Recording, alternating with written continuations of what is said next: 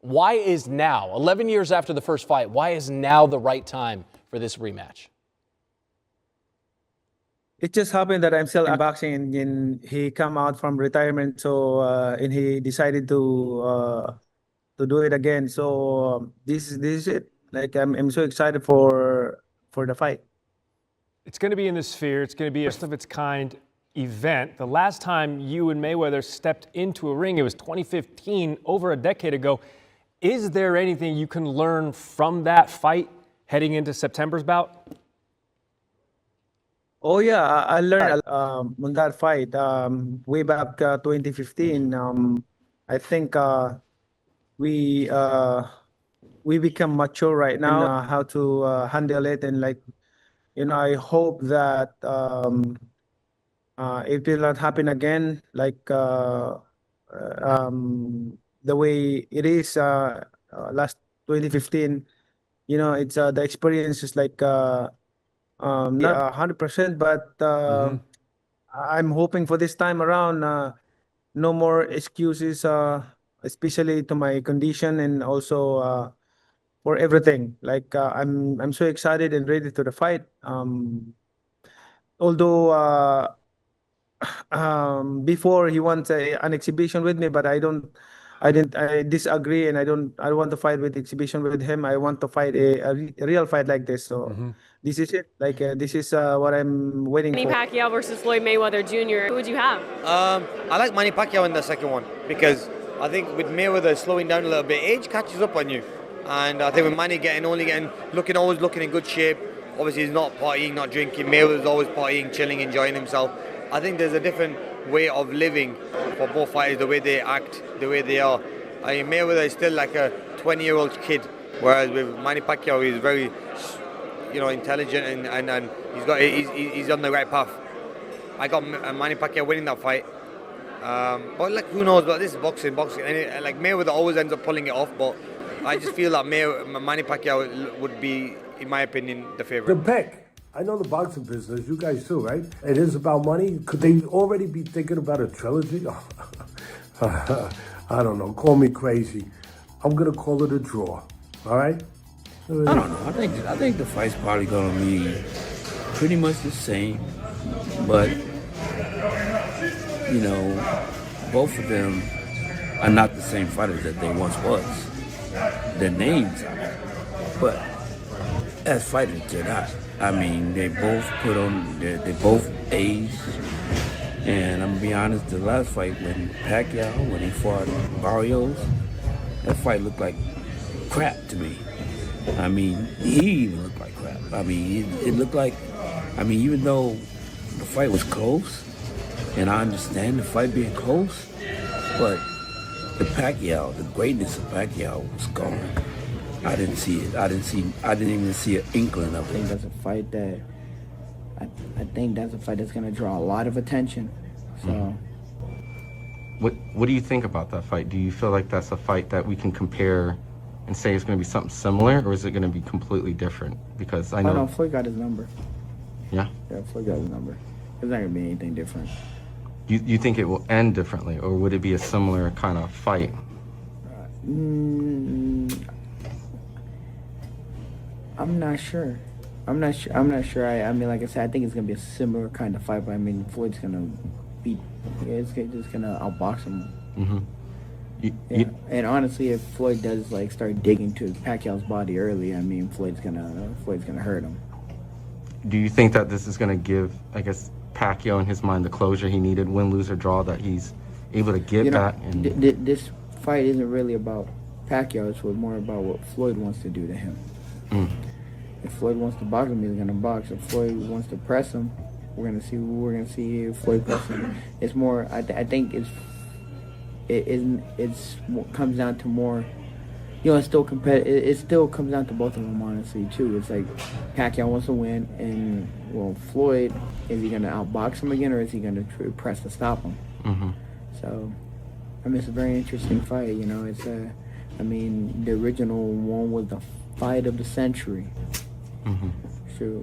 So imagine now, it's still gonna be a massive fight. People saw Pacquiao at the end of his career, saw what was left of him, and were not too happy that he came back again. Floyd Mayweather has had a variety of different bouts. I mean, I hear that he's going to fight Mike Tyson. I don't understand what that thinking is. Or an exhibition. We've seen him fight and hold up Conor McGregor in an exhibition fight. It's Netflix building entertainment models around sport. Sport is entertainment.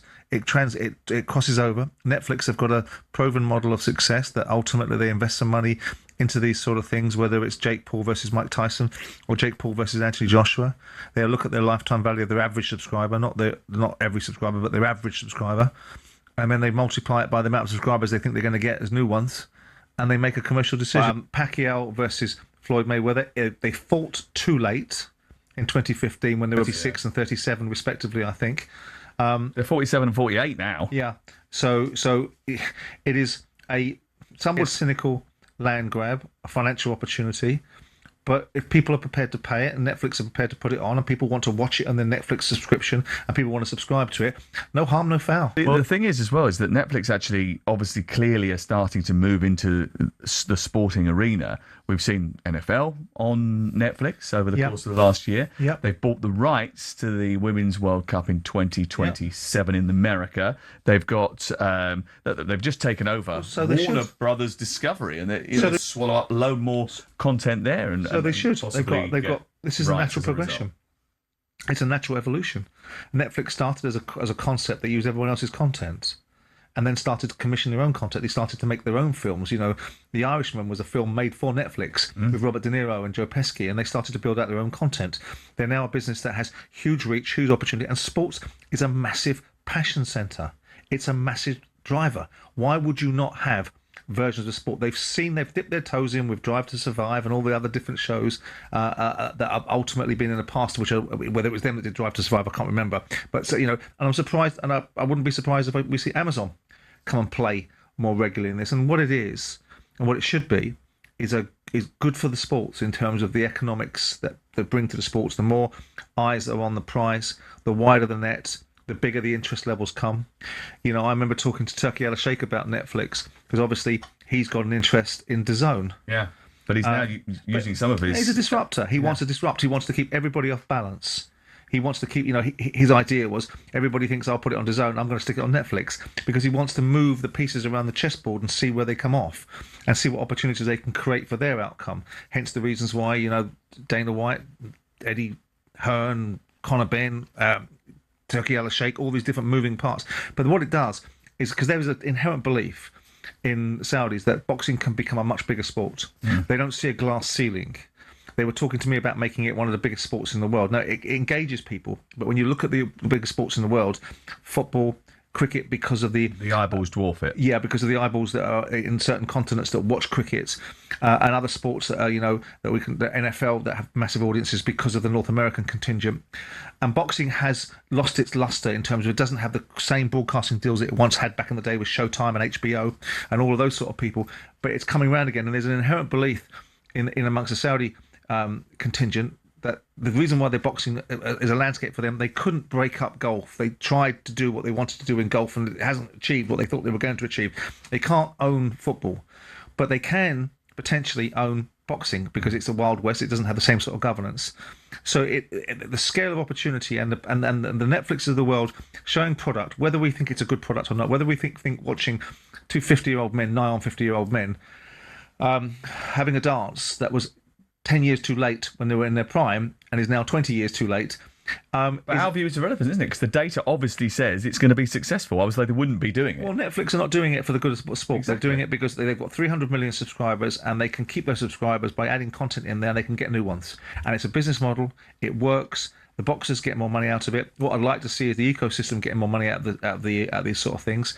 But I'm not offended by it. I see it what it is. In the same way, despite the protestations about Conor Benn and Chris Eubank, and I was called a curmudgeon, I saw that for what it was. It isn't, to me, the elite end of boxing. News, everybody, in the world of boxing, and a fight that catches a lot of us off guard.